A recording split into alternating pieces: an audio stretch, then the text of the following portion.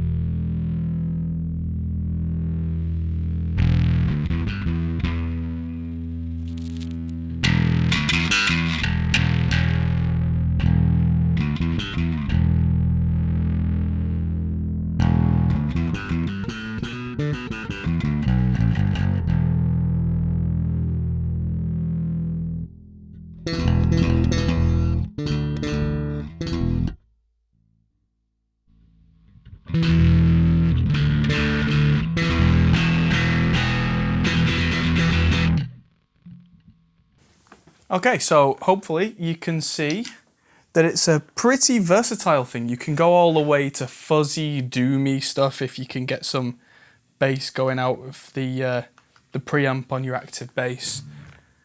Or you can get it to be quite clean using the blend knob, which blends between the original signal and that gritty distortion. I would tend to have the blend around 50%.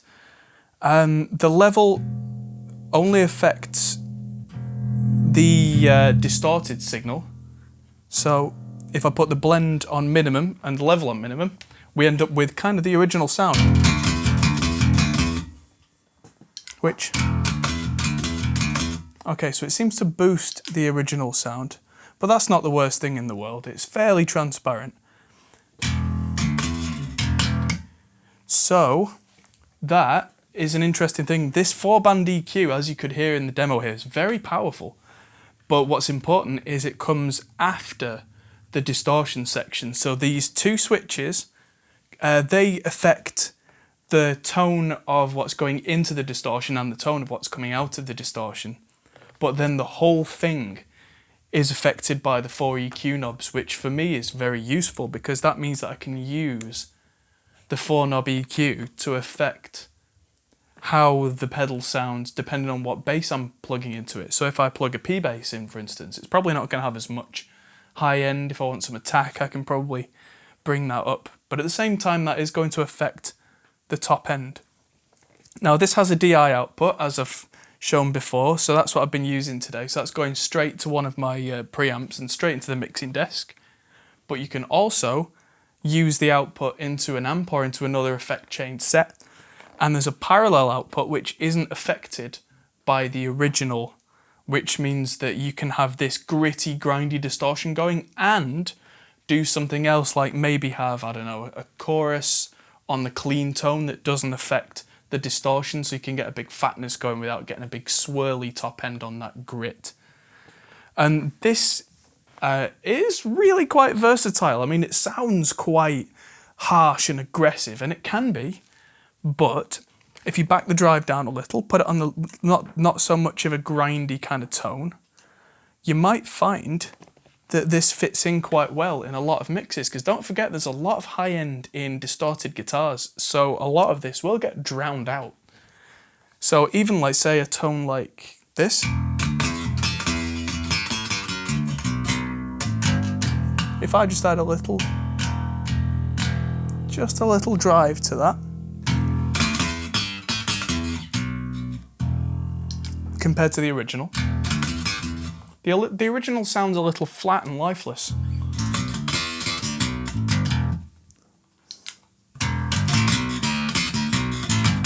I don't necessarily have to have that kind of big, crazy distortion going on.